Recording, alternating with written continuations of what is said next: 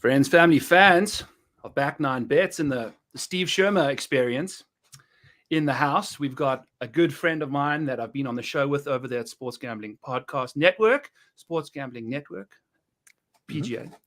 And it's been a fun time on their show. So it was only due that I got Twitterless Steve over on to Back Nine Bets for Hacking It in Hollywood, to break down the Sony Open, and just to get the wealth of knowledge that is inside that social media list brain of yours. So Steve, welcome to the show. How are you doing tonight? Very good, Byron. Thanks for having me on the show. It is nice to be finally on your show. We've had you on a couple times. Listen, my brain over here has not been corrupted by hot takes and wars between Liv and PGA on social media and everything like that. All I have basically every week is just my spreadsheets, my numbers. And then when I say my bets to my co-host who is plugged in, he usually scoffs at me and says, "Oh, well, everybody's betting that," or everybody is. I'm like, well, it is what it is. Well, you know what, Boston, it's my original thought and you can't take that away from me. So that's the beauty of living in the bubble, pretty much bubble boy, and that's bliss. Bubble boy's life is bliss. So, so that's one of the ways that you go about life, is kind of living off the socials. Behind the camera, though, you're pretty prevalent over there, and you do your thing. You said your spreadsheets, you said all your grinding and research. What's your first few things that you do that you think is a little different to others? That I've asked this question to many people. So if there's anything different that you think you might be able to provide to people, without giving trade secrets away, obviously, I mean, I'm not afraid to give away trade secrets. I mean, I talk about that basically every Sunday. I think what makes me different is, I come from I start more with the golf course first. I chart out everything on Google Earth. That's what feature that I've been doing on my previews the last couple of weeks. It seems I've gotten a pretty good reception. Just kind of going through the holes and looking at how the holes are shaped, what basically it's all about. And it kind of gives me ideas like, okay, like this looks like this course, or, I try and imagine what types of clubs these guys are hitting. And then I go from there. Then I look at course history. I look at just, some of the stuff on data golf. I am a big proponent of that, any of the predictive metrics and stuff like that. And then I have what I would like to call the Andy Reid play calling sheet, which basically looks like Andy Reid's, play calling sheet. It looks like it's kind of a Denny's menu. Denny's menu, yeah. And I like to look at everything from a really high level. So I have literally everything all on one sheet, kind of like what you do. I admire what you have. It's all just like kind of right there, summarized. It's linked to a bunch of other tabs and everything too, with a bunch of complicated formulas and stuff like that. Yeah. But I like one of the things I like. Models are really good. Like, it's good for ranking guys, but I more prefer kind of looking at golfers in context, where I like kind of seeing, okay, like you're really strong in this area, really strong in this area, maybe a little weaker here, maybe in a model that might ding you. But if I'm not valuing that as much, I don't have to assign like a number value to it. Like some people say, like, oh, like 15% is going to be approaching in my model. Like, well, I mean, how do we know that's actually correct? Right. So I like just looking at everything from a high level, looking at a lot of variables, and I am cursed with a very good memory. I know a lot about golf tournaments. I've been doing this for a long time. I am good at making really weird connections between certain golfers with agronomy types and tournaments. And that's just kind of how I go by it. I'm heavily on data, but I am good at recognizing, and maybe that's my CPA background, when something just looks off and when something just isn't quite right. I have to dig into it, audit it. Is this really a real number? Stuff like that. So that's really my process. I try and balance, a little bit of gut, a lot of stats, and try to marry the two. And I think that's really ultimately, how you really should be doing this. Because at the end of the day, golf is stupid. And some years you get where Hideki Matsuyama leads the field in putting at the Sony Open and screws you out of Russell Henley bet, which happened to me a couple of years ago. Who knew that was going to happen? And then a year later, he loses 10 strokes putting at the tournament before on the same island, or same state at least. Mm-hmm. So this is the first time I've probably had another accountant on my show. So now this is 2 accountants, 1 podcast. So we've got that going for us. I'm a quarter of a CPA. I've passed. Oh, okay. But I'm never going to be one. Which part did you pass? I finished far. I got far. Okay. And then I didn't. And then I just, it's not for me. I'm not an accountant. I'm just I can do accounting, but I felt like if I got it, I was going to be boxed in, but I don't know. that's my excuse to get out of it. And then the model maniac. That's kind of how I've tried to pride myself on, is you get the model and then you provide the own maniac, like your own mania. You dissect it, you go in the granular levels and really take a peek at what's behind the scenes, like what's underneath the crust of the pie. And I think that's something that I've noticed as I've gone through golf betting is very important, because variance and externalities and anomalies and things like that can just really ruin a data sample size, especially if you're looking at like the last 24 rounds. If you can just take a look, and conditional formatting in particular, I love colors, right? The colors speak, the numbers speak to you when they're in these different colors, and you can just see when something turned, like Luke List. Take a look at his putting lately, for instance. You can just see that green just show up all of a sudden, and then there's a little bit more green and red, a little bit more green and red, but usually it's just a red wedding kind of situation, So like taking a look at his round by round stuff is really, really important to me. And I think that's kind of basically, in a way that you mentioned, you taking a granular look after the model suggests to nudges you in a direction. Mm-hmm. Yeah, I mean, like, so you're a conditional formatting guy. I am too. I go with the red and blue though. I like saying I want something blue saying ice cold. I don't want green to mean go or anything like that, or red to mean stop or anything like that. I just, red is red hot, blue is cold. That's just my process though. Yeah. I mean, obviously you can do a bunch of different colors, but I think that's really important to, just understand with golf, what happened yesterday, what happened 2 weeks ago. It could change in an instant. And it's important to keep in mind that these guys are some of the top 0.001% players in the world. And if they just go get a lesson and it's not even publicized, they can just be fixed immediately, and it just turns from there. So obviously looking at long-term sample sizes, and then basically at the end of the day, just trying to guess when maybe things are going to turn around, or maybe when things are going to, cool off. You're going to get a lot of things right. You're going to get a lot of things wrong, but you know what? That's why they offer the odds of what they're offering for golf. So that's really just all it is at the end of the day. It's an art. It's an art and a science. And it's, it's different than betting football or basketball when it's only like one event. Like there's like, I have guys on Discord come to me saying like, hey, what do you think about this bet? What do you think about this bet? I'm like, well, I mean, it's not my betting card, but I definitely can see it. Like there's so many ways, there's different paths and trails to create a good betting card for golf. I can put one that's completely different from yours. We both make money. It's the beauty about the sport. Cool. So let's talk about that, because that's one of the next questions I wanted to ask is, do you have a specific bet that's like your bread and butter? Because for me, I'm honest about it. I'm not the best outright guy. I got close with Sahith last week, but if you're looking to make money off my outright bets, you're probably going to, along with me, lose money. Like that's just how I am. But guarantee you, if you bet my placements and my matchups, we're going to stand a very good chance of grinding out some profit, over the years. So to me, it's trying to find your niche and really sticking to your strengths and then going from there. So what would you say is a way that you've found the most success in betting?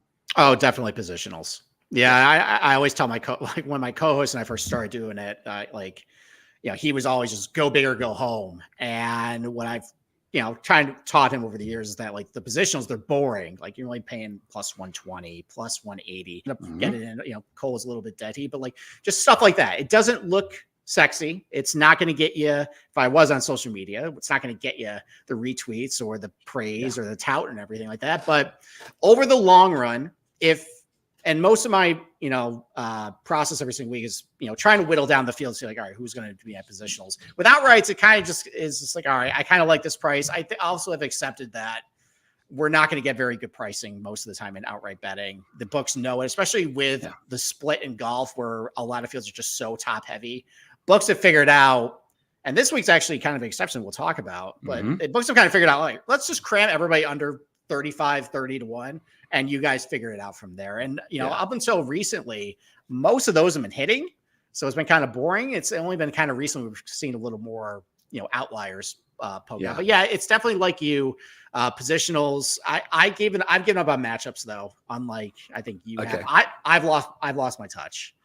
Hey, that's okay. And that's the thing about it's adapting and survive, because the betting landscape changes. Like since the live guys left, I had to change the way I ran some stuff and all that jazz, because matchups used to be pretty immune to like short-term variances and things like that. I'd run it like for a long sample size and just kind of grind them out that way. Started going south once the live guys, just too much fresh meat coming in, and that fresh meat wasn't wasn't doing it for me. So I had to figure out some stuff and change. So that's another thing, is like just learning to deal with that. And round by round matchups in particular are just, I'm still trying to figure those out a bit. Like the 72-hour ones they fine for me. Yeah. I mean, it seems like the books have been really good at they're much better at pairing guys too. Like it used to be back when I was doing this like 5-6 years ago, when I first started doing content and like putting out matchups. I'm like, oh, like this is wrong. This guy should be favored. This is, it's getting to a point where I'm looking at matchups and it's like, all right, yeah, I like both guys. And I think I think they have a better ear in the market space about like what people are generally liking. And they're like, all right, pick a side.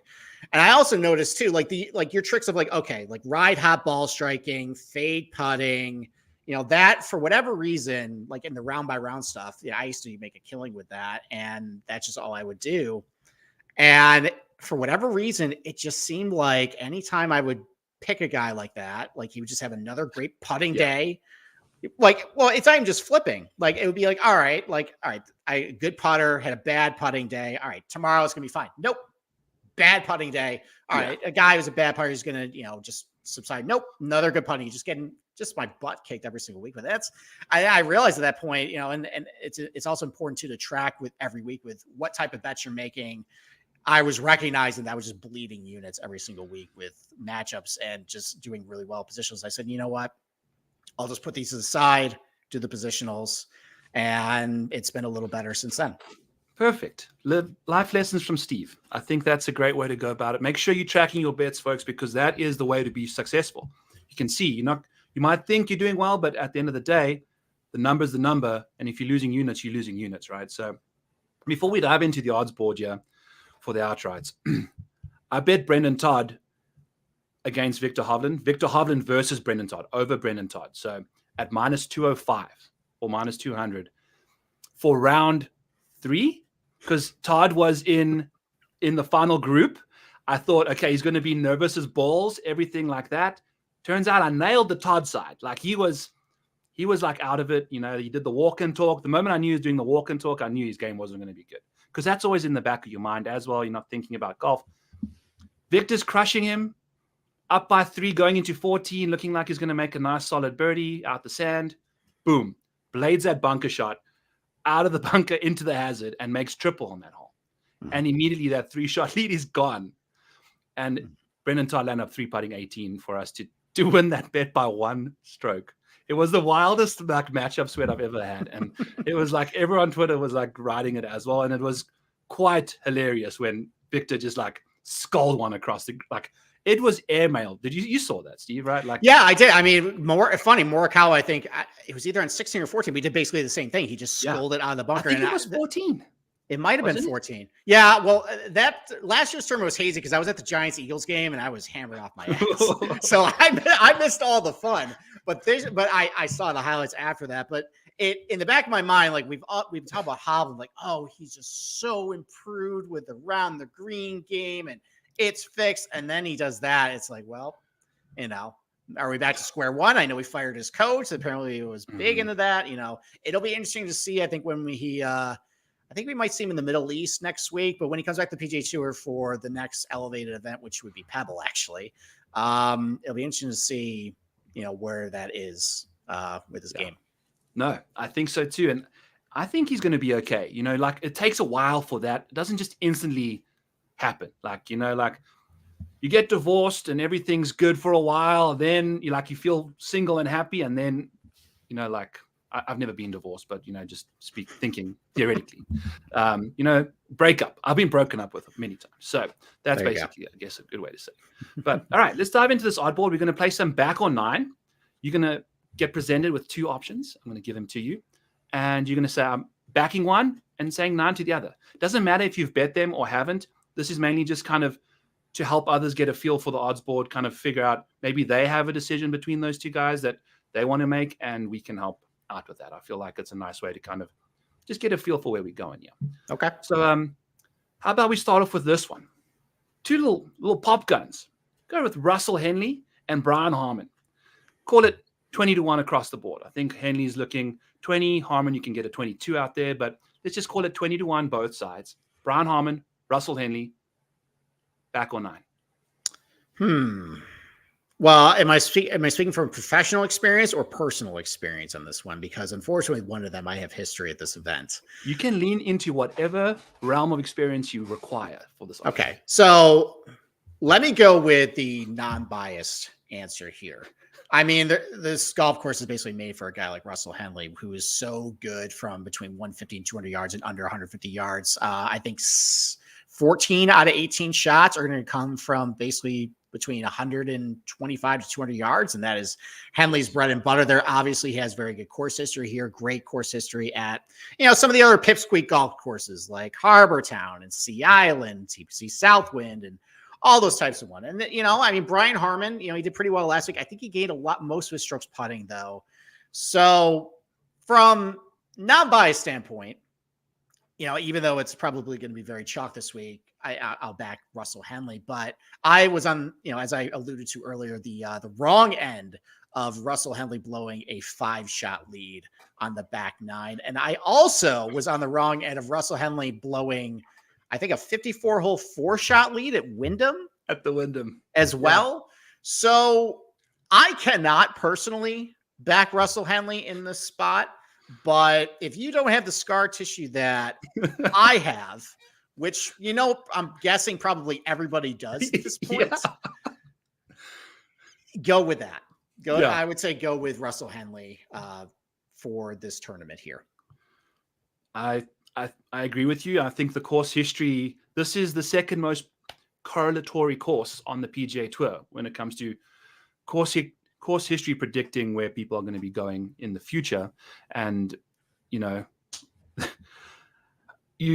got to be playing pretty good golf to have a 5-shot lead going at the back nine, so until one of the most signature 3-woods ever hit on this planet into the setting sun of Honolulu from Hideki was just incredible. It was I'm so sorry that you were part of that, but it was, as a non-Henley fan, I've just completely eliminated myself from that situation. I just know that there's far too much emotional pain involved with the Russell Henley outright than there is financial gain. The risk reward or the opportunity cost there is way in the opposite direction that I would like. Yeah, well, the tragic thing about Henley, that everybody calls him a choker, he shot 65 that day. And I lost because Hideki was a ball striking savant. I lost because of Hideki's putter. That was the worst part of that whole thing. Besides my co-host mushing that bet over and over because he was bitter they didn't bet Henley. He's talked really bad about him. Oh man, you just brought up a lot of really painful memories here. Is this the psychiatrist chair that you got me in right now? One of my favorite podcasts to listen to is Sigmund Bloom on the Couch, Football Guys. Good podcast. Sigmund is he's my OG favorite.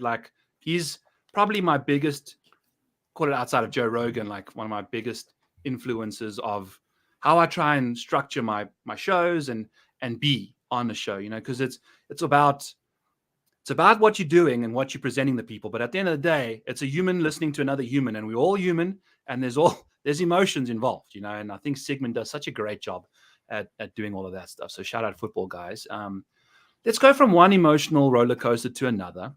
And I'll give you 2 outs. You can pick a back or a 9. You can leave the other one alone. We'll give you 3 right here. Go Eric Cole, Chris Kirk, and JT Poston. Let's say they're all 33 to 1. All 30 to 1. Okay. We picked 2 of my favorites there. And Cole and Poston. As somebody who been betting them, I've been betting them a lot in the fall. So I'm gonna get Kirk out of there. Okay.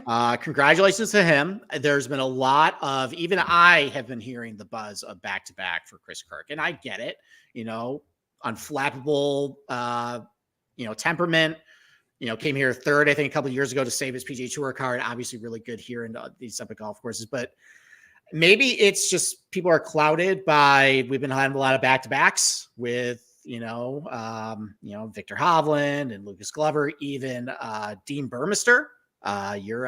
Your countryman. Didn't Louis go back to back as well?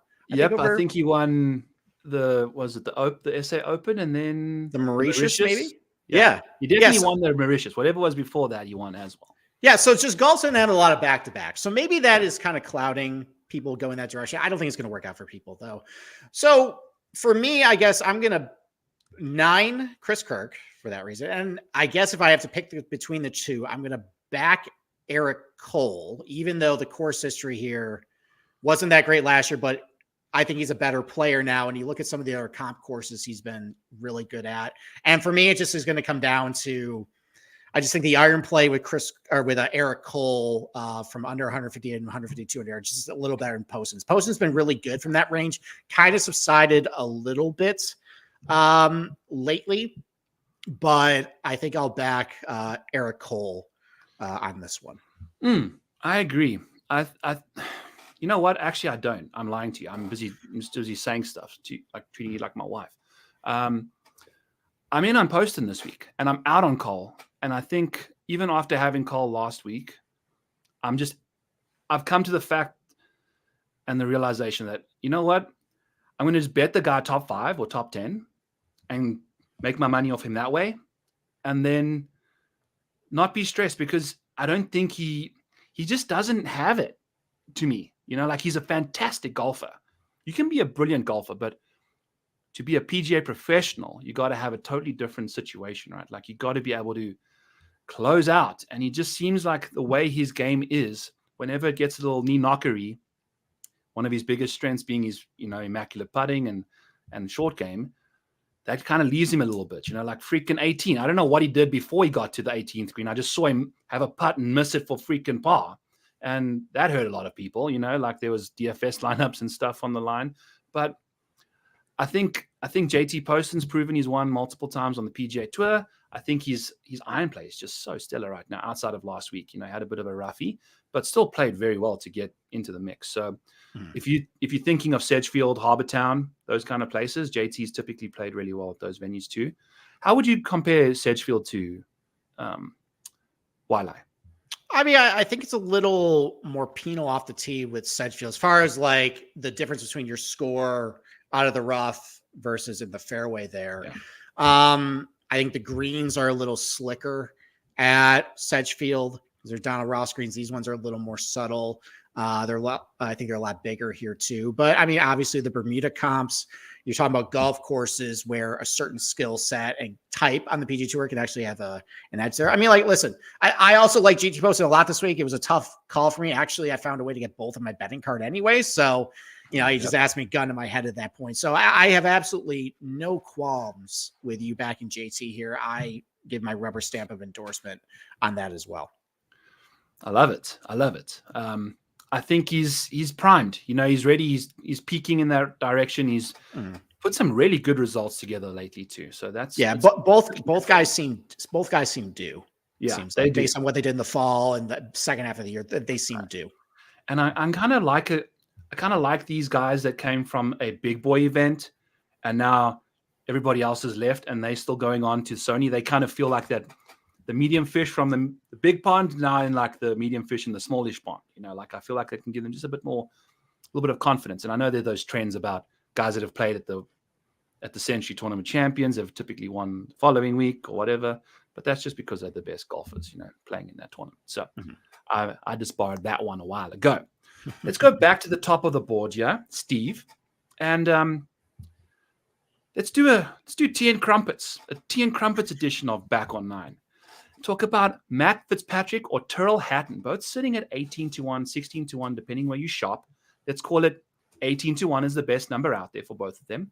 Matt Fitzpatrick, Tyrrell Hatton, back and 9. Okay. Well, neither have played this course before, I think. So this is, I think, brand new for both. So there's nothing to go on there.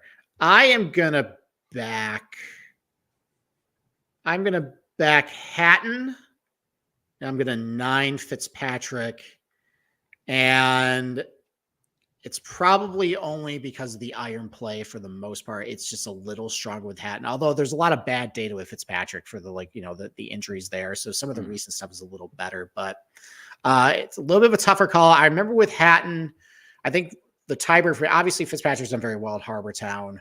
But Hatton also has some good results at some of these other smallish golf courses. I remember the COVID year when Harbortown was all Bermuda and it played really easy. Like it reminded me a lot more of Waialae than some of the ones you see more recently where Hatton almost won that tournament. So I'll back Hatton and I will 9 Fitzpatrick. I think I'm there with you. I'm not appealing. Neither are appealing to me at this price or what they've been up to. I think Fitzy just seems like he's just all over the place with the driver right now. And, to me, this course, I think, requires a bit of a little deft touch, with the driver, which he once had, but now no longer. I mean, old Fitz probably would have been ideal for this course, but he did win at Harbour Town, which also is mind-boggling. I had Patrick Cantley at that situation, and that was fun. So I'm done betting Cantley. I bet him again last week as well. So I've got a bit of Cantley problem there. I share your trauma. I can't wait to. Oh Jesus! Him and Xander have just completely just turned themselves into marshmallows. Like anytime you put them over them, they just over the fire, and then their skin just melts off of them. It's just brutal. But and Hatton, the same thing. Like his marshmallow just goes up in a ball of flames. But he's got tons of them he can put back on the queue there, and it's just, to me, Hatton's going to have one of those blow up rounds unless he's going to win this tournament, gaining exactly like 3.5 strokes per round. Not breaking any course records or anything. You're just going to have to steadily put 4 good rounds together, not amazing, because it seems like the moment he does well in a certain round, he just ejects the next day. So unless that final round is the one he does well in, it just doesn't seem like he's got the consistency at a course like this to kind of keep himself out of trouble, right? Like just seems like he's shooting from the hip all the time. So both grayed out, obviously amazing, but at the end of the day, 18-1 to get that guy into the winner's circle seems like a tough set of circumstances. Let's scoot on down the board a little bit. We're going to do half a tea and crumpet here, and another guy that broke his driver over the weekend, which I did not expect to see, gets a new caddy. Brendan Todd gets Paul Tesori on the bag and says he's a good friend. He's going to be there for me, going to help me manage my emotions, going to help me work through things, be very honest with each other. Todd jacks one out of bounds, one of the most accurate drivers on the PGA Tour. Jacks one out of bounds on hole 14 in the final round and breaks his driver thereafter. Bangs on the tee box, snaps it in half. And I went and checked his stats afterwards. He's like hitting 270-yard drives with his 3-wood for the rest of the round. And it was just prime TV. So Brendan Todd versus Justin Rose at 45-1. Two guys that also fantastic putters, got really good skill sets with the wedges, rather accurate off the tee. Both of them very similar skill sets. So back on 9, Justin Rose, Brendan Todd. Yeah, I think I'm going to back Justin Rose. I'm going to 9 Brendan Todd. I don't think that's going to be a very popular play. I think it's because of what Brendan Todd did last week. So Justin Rose, at least late stage, Justin Rose tends to struggle a little bit off the tee, and I get that here. That can be a club that, it's a little more plotting, positional. You can leave it in the bag in a certain sense, but outside of last week, his iron play for the most part, during 2023, and I think at the Hero World Challenge, was pretty good. He's pretty good from between 150 and 200. That's where, 45% of your shots are going to come from this week. Has been putting pretty well, at least for the most second half, high birdie rates too. So I don't think Rose will be very popular this week, but given he's been pretty good at this course, good at some other courses that offer similar skill sets, I will back Justin Rose and I will 9 Brendan Todd. Yeah. I'm with you. I think especially maybe like a Justin Rose, if you're in the mood for like a first round leader top 5, or if you don't play the first round and wait and just maybe he's around the lead, he can definitely have that. He broke the course record at Kapalua on Sunday. Brendan Todd was breaking clubs. Justin Rose was breaking course records. Like we've got like the 2 different parallel universes there. And unfortunately, Rose was multiple shots over par on the front nine. Like I think the first 9 he played of the tournament, he was like 4 or 5 over par. I think he played the wrong golf ball as well. So like what is he up to? Like I've also been blocked by him. So him and Fitz, I did that Fitz tweet. I got blocked. Oh no, you don't have Twitter, so it's whatever. No, you got to fill me in. Then what happened? No, it was that bad tweet about. I called Fitz's missus a rent-a-wife because she was just sitting next to him in the box there at Wimbledon. So I said, rent-a-wife, ask a question. Like she asked him, "What'd you do today, honey?" And Fitz replies, "Oh, I told on Colin Morikawa for writing in his bookie while we were playing at a charity event for Tiger." I think the rent-a-wife, when it was a little far, you got to apologize. Yeah, keep that out of it. But cheeky though, I get it. It was during a Jets game. I have made my case in that department. Okay. So I do have an alibi for why I did that. But yes, it's okay. You know, I've learned my lesson, and I would not have appreciated that either. So I've owned up to it. It is what it is. There you But go. You're a big man, Byron. yeah, and Justin Rose was a big man too. He blocked me as well. So he blocked me. I got blocked by both boys. So Probably for something a little more petty, though. Probably He seems like somebody with a quick block trigger. Yeah.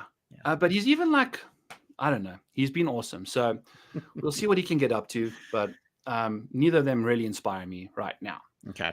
All right. So let's talk about two guys with incredible course history. And this is going to be our last bet because I really want to spend some good time on hacking in Hollywood. You have some phenomenal takes that I'm really looking forward to. Mm-hmm. Let's go with Hideki Matsuyama and Matt Kuchar. Okay. 50-1 apiece, both with phenomenal course history, both with Hideki not playing the best golf right now, but Matt Kuchar typically thrives, off of like a break, in my opinion. So which way are you leaning? Back on 9, Hideki and Matt Kuchar? I struggle with Hideki because I don't want him to be cooked. But he's given a lot of indications in the last year and a half or so that he might be cooked. And there's that neck injury that he's had. And I've been watching it. One of the reasons ways I've noticed that he's just really deteriorated is off the tee. There is a power sap going on right there. His driving distances have slowly deteriorated. And, it's not quite bleeding into his iron game, although some of the recent stuff is not great on him.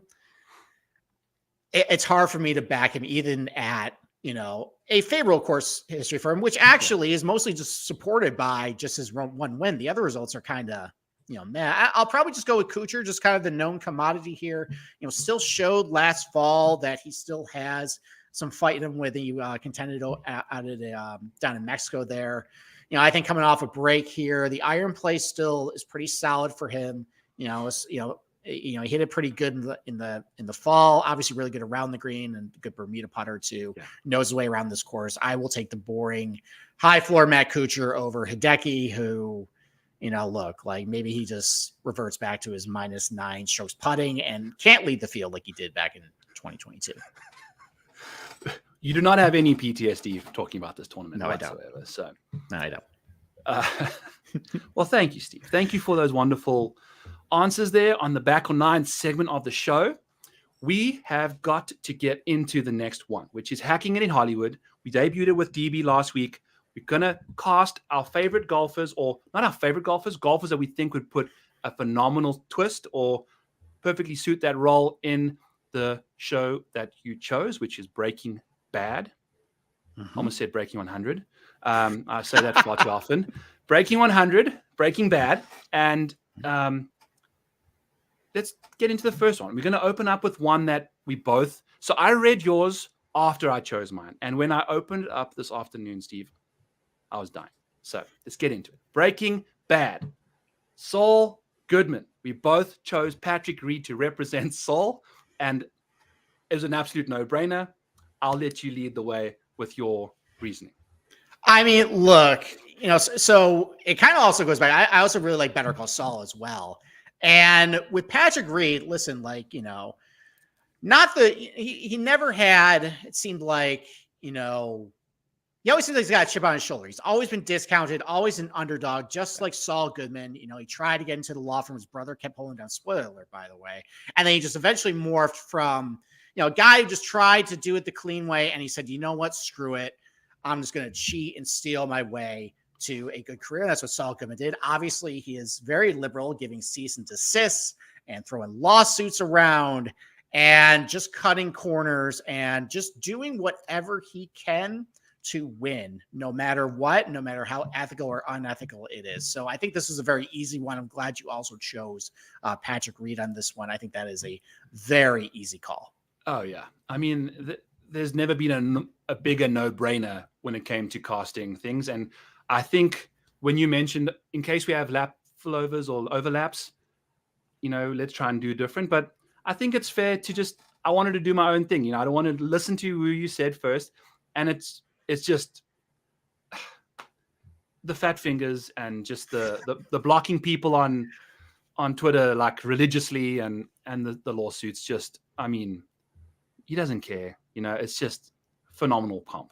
I just think it's a no-brainer, and it's a great little softball to start off the segment. So next up, we got Skylar White and Billy Horschel as the casting character for that role in Breaking Bad. This is your pick, Skylar White and Billy Horschel. Steve, let me know. Well, I mean, look, like Skylar White, at least from all the fans of the show, she was definitely the most detested, right or wrongly with that take, but just always have an opinion, always on her high horse, self-righteous. And that just really seems like what Billy Horschel is. Like, is anybody really a fan of Billy Horschel? Every time he really opens his mouth, he always has an opinion on stuff.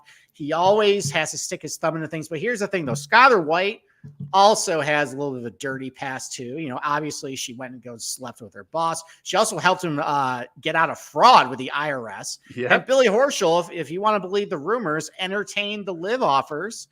And then he went off because it wasn't high enough. Then he started slandering them. So, look, like, I just think this is perfect as far as like, Skylar White is a little bit of a Karen. I would say Billy Horschel is kind of the Karen of the PGA Tour. So I think this is a perfect match. Oh, I mean, if he had like Aaron Badley type hair or something like that, I mean, that would just be so fitting. And he has probably ripped into spectators harder than anyone I've ever heard. Like, hey, but also like respectfully, buddy, do you need me to come over there and slap you? Like, you're going to shut up? Like, Billy just absolutely full on Karen. I need to speak to the manager, and the manager's you in the front row. You need to shut up and like give me a refund. Like, I think spot on with the analysis there.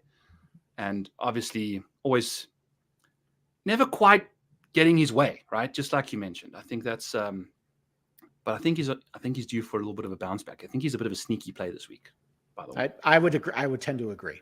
Yeah, I think so too. So, and for those of you listening back in, because we're going to cut the segment, we're talking about the Sony Open. All right. My next character is Hector Salamanca and our tiger, Tigre. The Tigre. That's so mean. It's so mean. And you know what? I never even came up with this comp. Mrs. Maniac suggested this. This was, I'm getting myself out of the firing way here, but I feel like the parallels between these two, never going to kill me. You're never going to, and I'm going to go out on my own terms as well, however I want. Tiger survived a car accident. The guy's been through multiple back surgeries, all that jazz.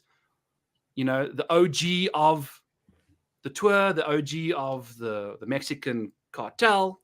I think just phenomenal alpha males in their prime. And, you can't break either of them. They're unbreakable. And I think El Tigre and Hector are just, I think he'd be a fantastic guy to go out on.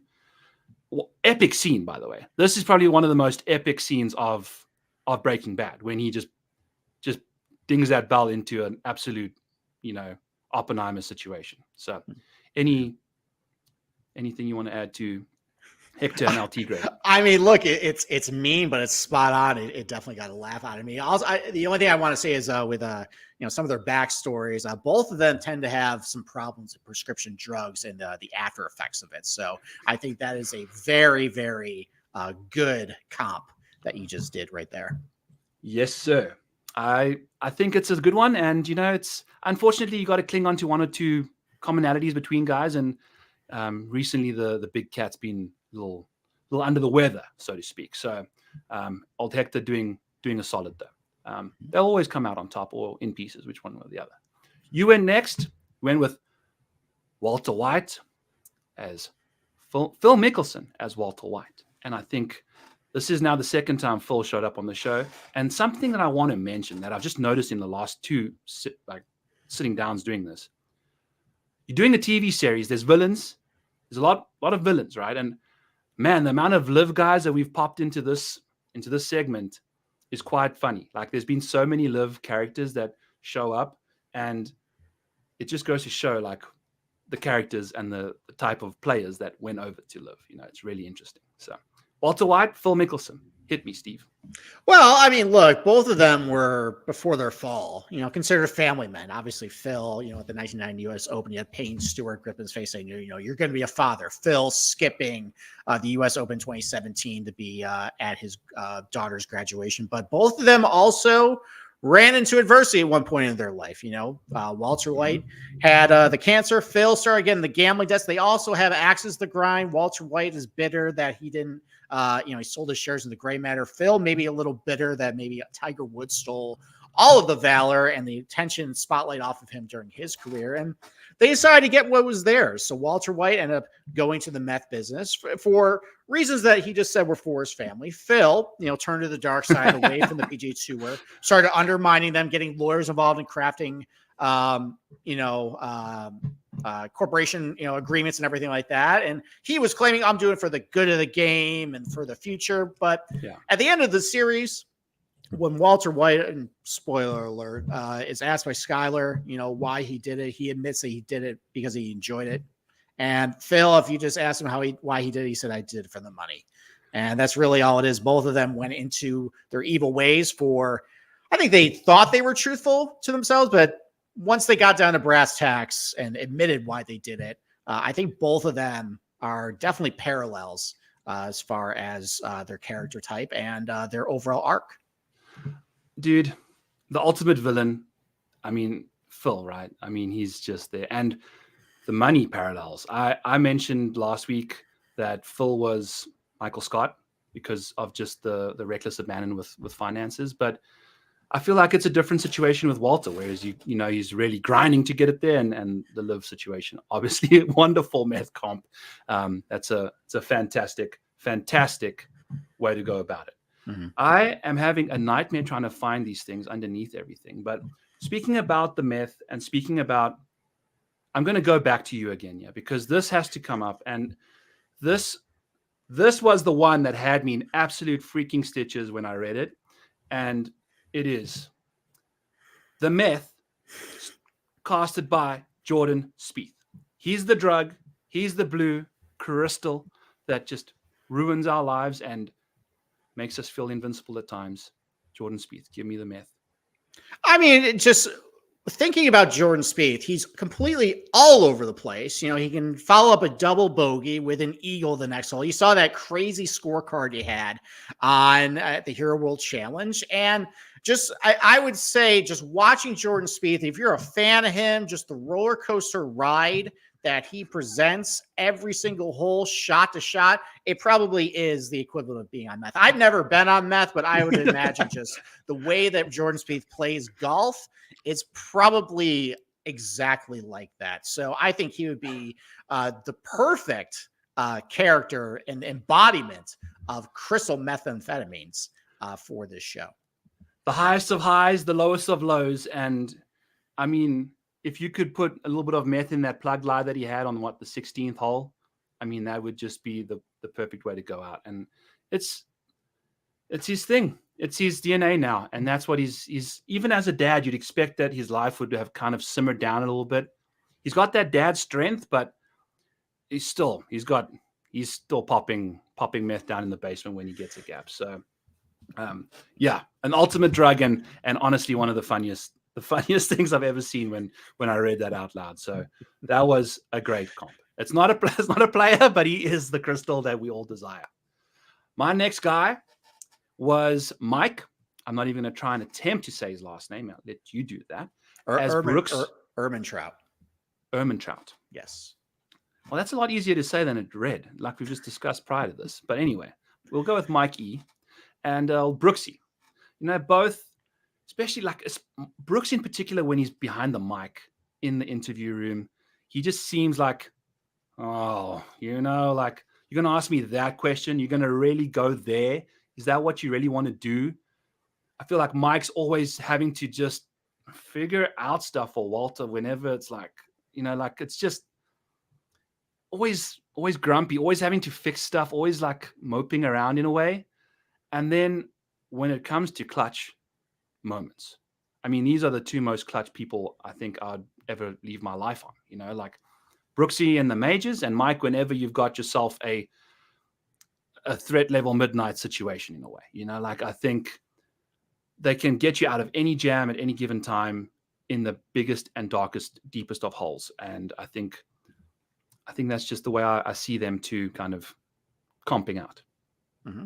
Yeah, so I actually almost went with Brooks for Mike Ehrmantraut for similar reason. I have to go with somebody else. I don't know if it's going to come on the show, right. But both of them just both of them. All right, well, both of them just got speak their mind. Both of them are a little passive prime. It actually probably leads to my comp here.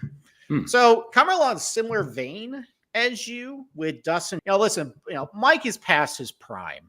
Okay, like he's aging, but he still has that old man strength. Dustin Johnson definitely is getting in the twilight of his career, but he still hits as far as anybody. So both of them are very efficient at what they do. Both of them are savants at what they do too. Mike is perfect at tracking people down and killing them. Dustin Johnson is a savant in golf. And they also, there's some questions too about their sobriety. Mike Ehrmantraut, during the course of the series, is he on the wagon? Is he off the wagon? Is he on the sauce? Dustin Johnson, obviously, there's been some questions about his sobriety too.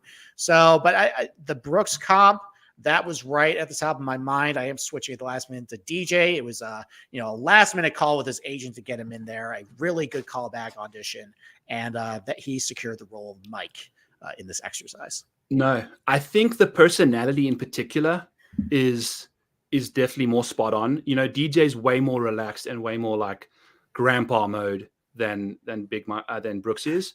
But I think what I did fail to also mention about Brooks is the fact that he's living in Mike's body. Like his body's broken. Kneecaps. Like that kind of stuff. His body's just not what it once was, and I feel like Brooks has kind of found this escalated rate of diminishing, body worth, and I think that's kind of another reason why I liked him. But DJ as the savant, I mean, geez, dude, two guys at the top of their trade when they're in the zone.